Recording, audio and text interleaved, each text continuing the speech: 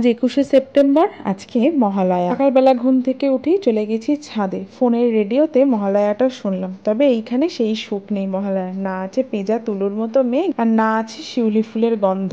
যতদূর চোখ যাবে শুধুমাত্র ইটকাঠের জঙ্গল। তবে হ্যাঁ, সকালের দিকে ওয়েদারটা না এখন ওই শরৎকালের মতনই হয়ে থাকে। নিচে এসে দেখছি অর্ণব আর মামাম এখনো ঘুমোচ্ছে। কালকে মামাম অনেক রাত করেছিল ঘুমোতে, তাই ওকে আর সকালবেলাতে ডাকিনি। মহালয়া যেহেতু, তাই ভাবলাম একটু স্পেশাল কিছু ব্রেকফাস্টে বানাই। তাই আজকে না ছোলার ডাল আর লুচি বানাবো। এর মধ্যে জিরে, তেজপাতা, শুকনো লঙ্কা আর থেতো করে রাখা গরম মশলাটা দিয়ে, আদার পেস্টটা দিয়ে, হিং আর নুন হলুদ দিয়ে নাড়াচাড়া করে নিয়েছি। আদার কাঁচা গন্ধটা চলে গেলে পরে সিদ্ধ করে রাখা ছোলার ডালটা দিয়ে দিয়েছি। কিছুটা ছোলার ডাল না আমি এক্সট্রা করে বেটে নিয়েছিলাম ওই আদার বাটার যে জারটা ছিল সেটার মধ্যে। ওটার মধ্যে একটু জল গুলে যদি ছোলার ডালটার মধ্যে দিই, বেশ ঘন ঘন আর সুন্দর খেতে হয় ছোলার ডালটা। আর এইদিকে দেখছি মামামও ঘুম থেকে উঠে গেছে। হ্যাঁ লয়া, বলো তো। ओ स्कूल वाली मैम बोली है हिंदी में बात करने को। ও আবার কি, ও আবার কি, ও আবার কি, ওটা কি হচ্ছে? তুমি কি বাঘ নাকি সিংহ? যাক, ভালোই হয়েছে ঘুম থেকে উঠে গেছে। এসে দেখছি ডালটাও ফুটে গেছে। ডালটা ফুটে যেতে একটু চিনি আর 2 চামচ ঘি দিয়ে ডালটা নামিয়ে নিলাম। একটা লুচি ভেজেছি আর এই দেখো, ওই দেখো গরম, ওটা গরম।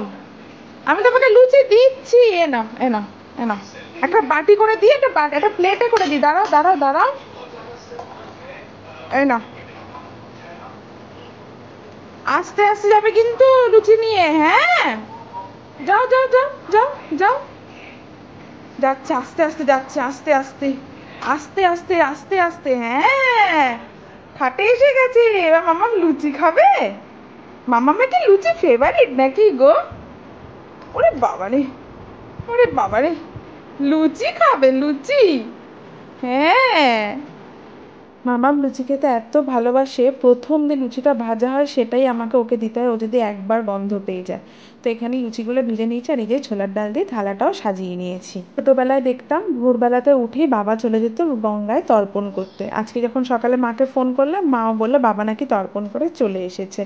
তো বাঙালি মানুষ সকালবেলার দিকটাতে যদি এরকম অনুষ্ঠান থাকে, কোনো উৎসব থাকে, তখন একটু লুচি তরকারি না খেলে না ঠিক ভালো লাগে না। সবসময় পুজোর ছুটিতে বাড়ি যাওয়া হয় না, অথবা আমাদের যে বাঙালি ঐতিহ্যের যে অনুষ্ঠানগুলো, যে উৎসবগুলো, সেই সময়গুলোতেও বাড়ি যাওয়া হয় না। জানি না মাম্মাম কতটা কি জানতে পারবে বা শিখতে পারবে।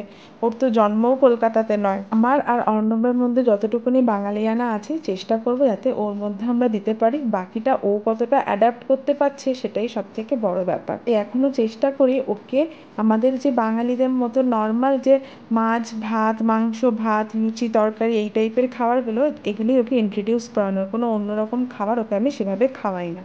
তো এখানে মাম্মাম লুচি আর ছোলার ডাল খেতে খেতে দেখো টিভিতে ওকে আমি মহালয়া চালিয়ে দিচ্ছি। তবে এটা কিন্তু কার্টুন মহালয়া, সেটাই ও দেখছিল। আসলে আমাদের না এখানে কেবল কানেকশান নেই, আমরা টিভি দেখি না, খুব একটা প্রয়োজন পড়ে না বলে আমরা কেবল কানেকশানই নিইনি। তো এই ওয়াইফাই দিয়ে ইউটিউবে চালিয়ে দিয়েছিলাম। আর ও এরকম এই কার্টুন মহালয়াগুলো দেখতেই পছন্দ করে। যদি তুমি ওকে হিউম্যান মানে সত্যিকারে যদি চালিয়ে দাও, খুব একটা ইন্টারেস্ট নিয়ে দেখবে না। তাই জন্য ভাবলাম এটাই চালিয়ে দিই। ও দেখছিল এখানে। সবই ঠিক ছিল, হঠাৎ করে দেখছি মামামের পায়ে না এরকম দুটো লাল লাল ফোলা ফোলা এরকম চাক চাক মতো হয়েছে। কি হয়েছে বুঝতে পারছি না। অর্ণবকে ডেসোনাইট সলিউশন লাগিয়ে দিয়েছে। এবার জানি না হঠাৎ করে উৎসবের দিন, পুজো ঘণ্টার দিনে যে কি হয়েছে মেয়েটার। যাই হোক, ওর বাবা লোশনটা লাগিয়ে দিয়েছে যাতে এদিক ওদিক না লাগিয়ে ফেলে। তাই একে কোলে বসিয়ে নিয়ে আবার টিভিতে মহালয়াটা দেখাচ্ছিল।